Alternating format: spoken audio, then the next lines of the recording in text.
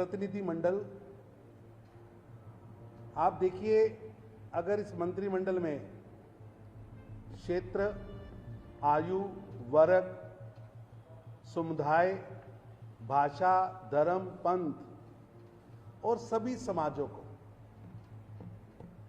जोड़कर मंत्रिमंडल बनाया है, जो अपने आप में अभूतपूर्व भी है और एक समरसता का वातावरण उसमें से उत्पन्न हुआ है। ये मंत्रिमंडल जहां समाज में नई ऊर्जा पैदा कर रहा है, ये मंत्रिमंडल समाज के सभी वर्गों को देश के मंत्रिमंडल के साथ जोड़ता है, जिसका संदेश आज सारे देश के अंदर बहुत ज्यादा पॉजिटिव गया है। इतनी बड़ी संख्या में बहनों को, 11 बहनों को मंत्रिमंडल में स्थान, ओबीसी के भाइयों को मंत्रिमंडल में स्थान, एसटी परिवारों को मंत्रिमंडल में स्थान, एससी परिवारों को मंत्रिमंडल में स्थान। ये बहुत बड़ा काम आदरणीय प्रधानमंत्री श्री नरेंद्र मोदी जी ने किया है। हम उनका धन्यवाद भी करते हैं कि समाज के हर वर्ग को मंत्रिमंडल में लेकर एक फुलवाड़ी, एक पुष्प गुच्छ उन्होंने बनाया है, जिसकी खुशबू पूरे देश में और पूरे विश्व में फैल गई है। भारतीय जनता पार्टी के राष्ट्रीय अध्यक्ष आदरणीय श्री जेपी नड्डा जी ने आदरणीय प्रधानमंत्री नरेंद्र मोदी जी द्वारा जो देश के स्वर्णिम विकास एवं समतामूलक समाज की स्थापना हेतु मंत्रिमंडल बनाया है, उस मंत्रिमंडल के नवनियुक्त 39 मंत्रियों को जनता का आशीर्वाद दिलवाने हेतु एक राष्ट्रव्यापी जन आशीर्वाद यात्रा की योजना बनाई है। ये जन आशीर्वाद यात्रा, जिसमें भारत के नवनियुक्त भाजपा के 39 मंत्री अपने प्रदेश के लोकसभा में जाने से पूर्व अपने प्रदेश की 3 लोकसभाओं में व 4 जिलों में प्रवास करके यात्रा निकालकर चौथे दिन या तीसरी दिन रात को अपनी लोकसभा में पहुंचेंगे। इन यात्राओं में ये हमारे 39 मंत्री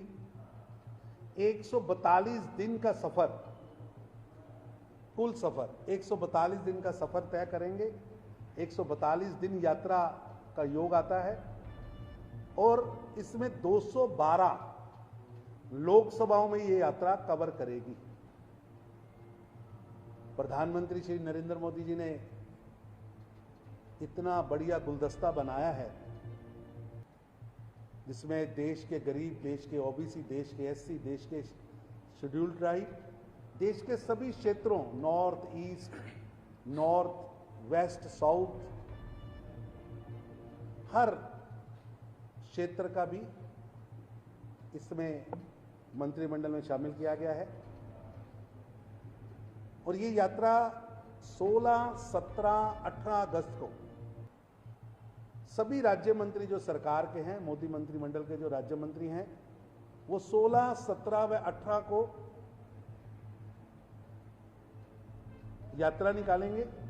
और जो कैबिनेट मिनिस्टर्स हैं वो 19, 20, 21 3 दिन यात्रा निकालेंगे। कई प्रदेशों में ये यात्रा 5 दिन और 7 दिन तक भी चलने वाली है।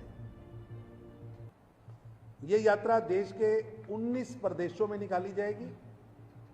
जिसमें 265 जिले में से होकर ये यात्रा निकलेगी। और राष्ट्रीय अध्यक्ष श्री जेपी नड्डा जी ने जो योजना बनाई है और कल लगातार उसकी उन्होंने समीक्षा की और आज भी उन्होंने इसकी समीक्षा कर रहे हैं। 19,567 किलोमीटर का सफर देश के 39 मंत्री मिलकर करेंगे। इन यात्राओं में जहां जहां हमारी सरकारें हैं,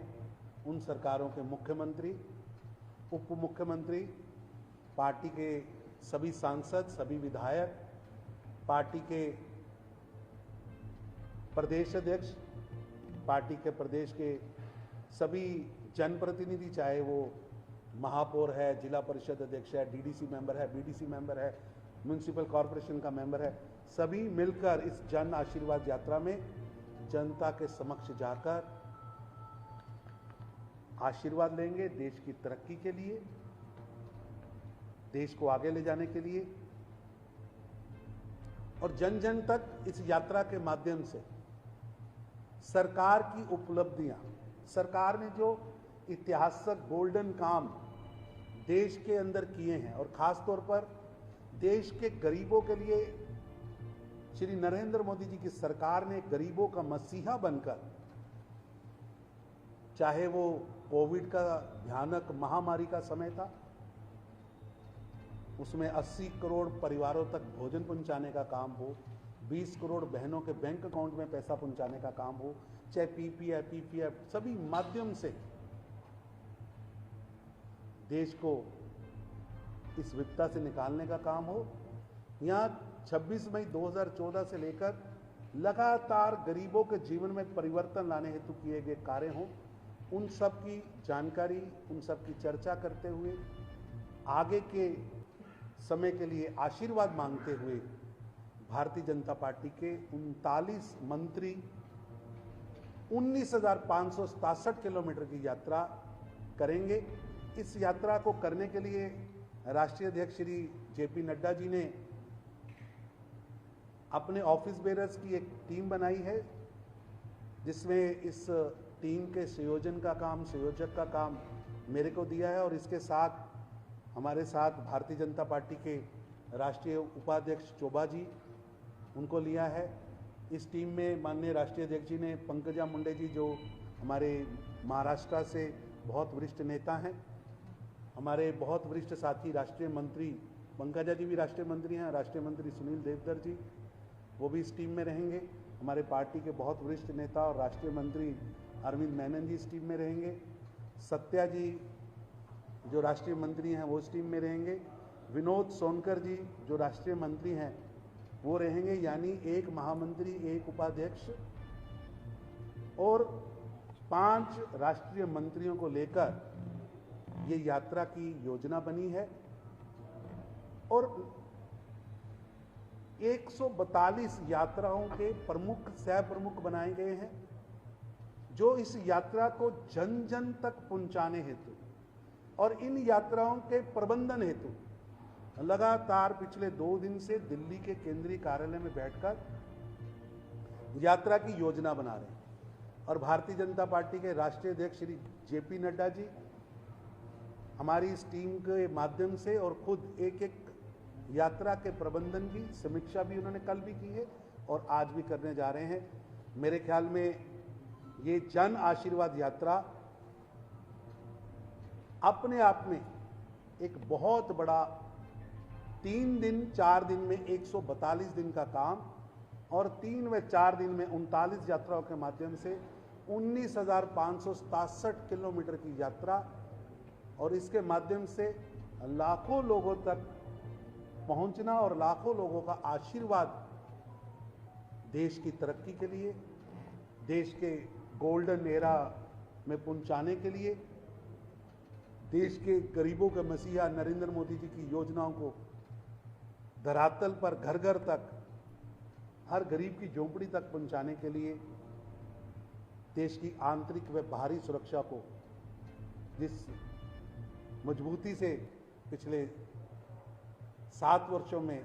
प्रधानमंत्री श्री नरेंद्र मोदी जी के नेतृत्व में मजबूत किया है, उसके लिए आशीर्वाद लेने के लिए ये जन आशीर्वाद यात्राओं का आयोजन किया जा रहा है। और भाजपा के राष्ट्रीय अध्यक्ष श्री जेपी नड्डा जी ने आदरणीय प्रधानमंत्री श्री नरेंद्र मोदी जी के मंत्रिमंडल के मंत्री, जिनको विपक्ष ने सदन में परिचय का मौका नहीं दिया, सदन के समय का प्रयोग देश की योजनाओं को आगे बढ़ाने के लिए, देश के राष्ट्रीय हितों के लिए कानून बनाने की बजाय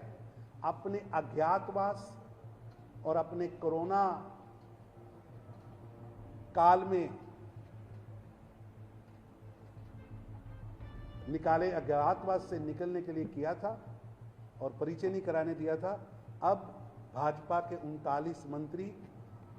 जनता के बीच जाकर जनता का आशीर्वाद लेकर आएंगे और निश्चित रूप से प्रधानमंत्री श्री नरेंद्र मोदी जी के नेतृत्व में भारत देश के गरीबों के लिए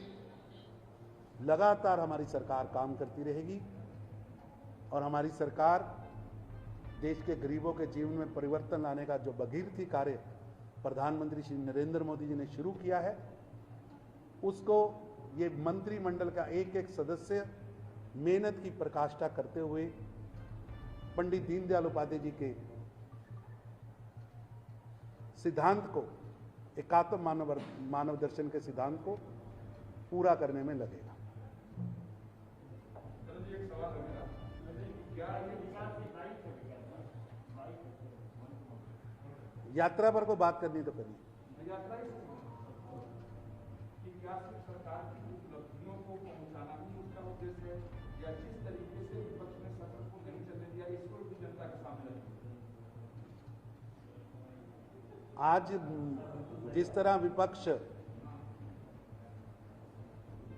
पिछले 1.5 साल से लॉकडाउन और कोरोना वास में है, और मैं हैरान हूं विपक्ष के बड़े बड़े नेता अपने कोरोना वास से निकलने के लिए अज्ञातवास के अपने चेहरे को जनता में वापस स्थापित करने के लिए, क्योंकि उनके पास बताने को नहीं है कि उन्होंने पिछले 18 महीने में कोरोना की महामारी के खिलाफ क्या काम किया। वो देश के सदन का प्रयोग बहस के लिए नहीं, देश के सदन का प्रयोग चर्चा के लिए नहीं कर रहे, अपितु अपना चेहरा कहीं ट्विटर से बाहर आके भी दिख जाए। जो ट्विटर पर चलने वाली पार्टियां हैं, लॉकडाउन हुई पार्टियां हैं, उसका प्रयोग कर रही हैं। देश की जनता देख रही है और देश के सदन के पल पल का प्रयोग, देश के सदन के पल पल के प्रयोग के माध्यम से देश का जो काम वहां आया था उसे पूरा करने में भारतीय जनता पार्टी और बाकी पार्टियां लगी हैं। मैं उनको साधुवाद देता हूं।